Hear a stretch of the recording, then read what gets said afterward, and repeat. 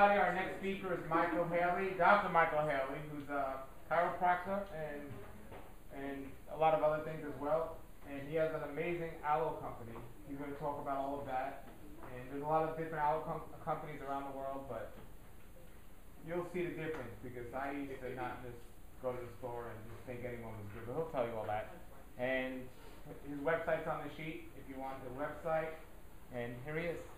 Hi. Well, thank you. You know, I call today's talk Superfoods and Your Brain because, well, I used to teach organic chemistry. That's one of the things I kind of did on the side to help get through chiropractic school.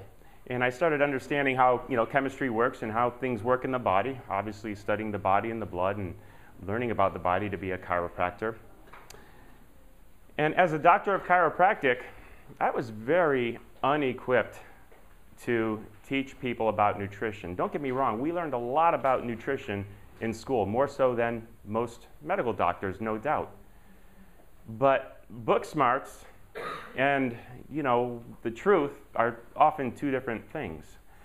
What we were taught in school is so far from what we're teaching now, getting back to real foods.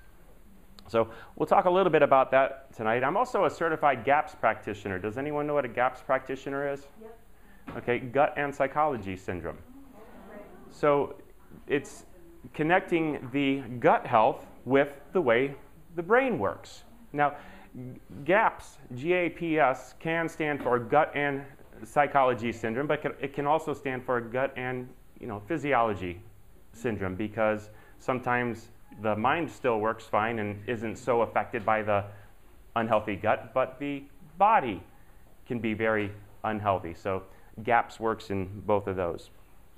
And then something interesting happened about 4 years ago.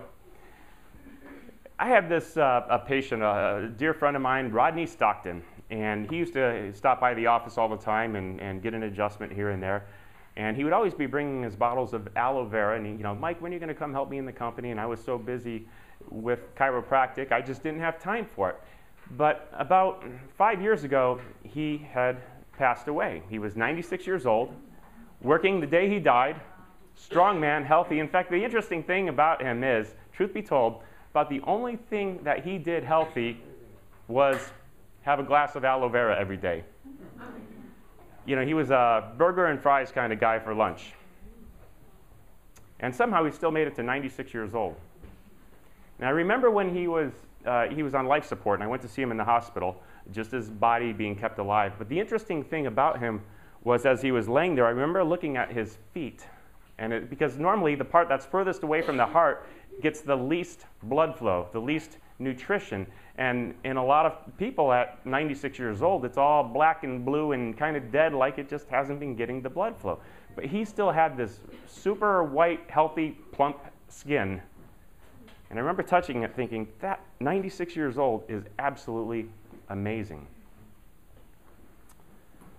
So something about it, that particular superfood. We'll talk more about that in a little bit. My diet evolution. So I learned a little bit in chiropractic school, enough to give decent advice to some people, but probably to do a disservice in others because there was so much more to learn that when I got out.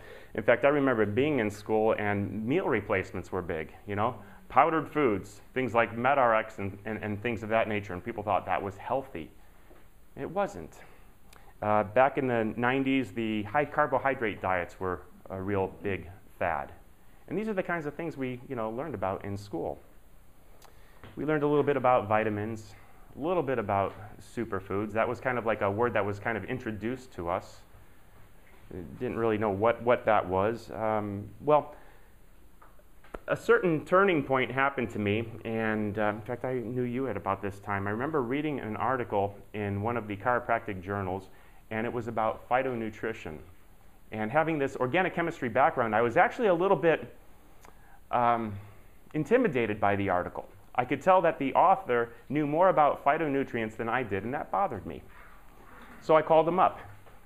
And in that case, I said, I said, well, I read this article and you seem to know a lot. And I said, what are you, he wasn't selling anything in the article. What are you doing? What are you supplementing with?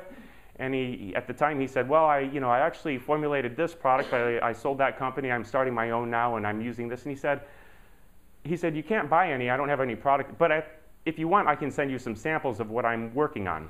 And he sent them to me. And I was taking them for about a week. And my wife called me and she wanted to have a discussion with me. And she said, my mom thought I should talk to you too. We both noticed a big difference, a big change in you. She said, are you taking antidepressants? I said, antidepressants? What do you... Well, you're coming home from work and you used to just, be dragging and, you wanted to be left alone. And now all of a sudden you're all happy and you're playing with the kids. What's going on? And I said, well, I started taking this supplement. And this talk is not about this supplement. It's the concept behind it. I started taking this supplement. She said, well, how come you didn't tell us what's going on? I said, honestly, I feel so good I'm concerned.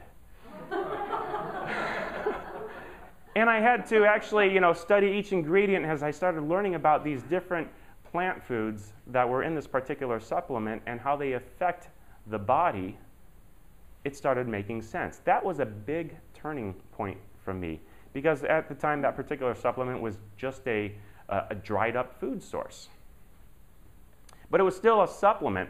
I kind of went from that, in my evolution of knowledge to understanding nutrient-dense foods. And not all foods are created equally. I started understanding that, if I look back in history on how foods were made and how they were cultivated and how they were grown and what they did and how they were preserved, it's very different than what we have now. There was a study on organic vegetables that showed that things that were grown organically had 40% more nutrients than the conventional fruits and vegetables.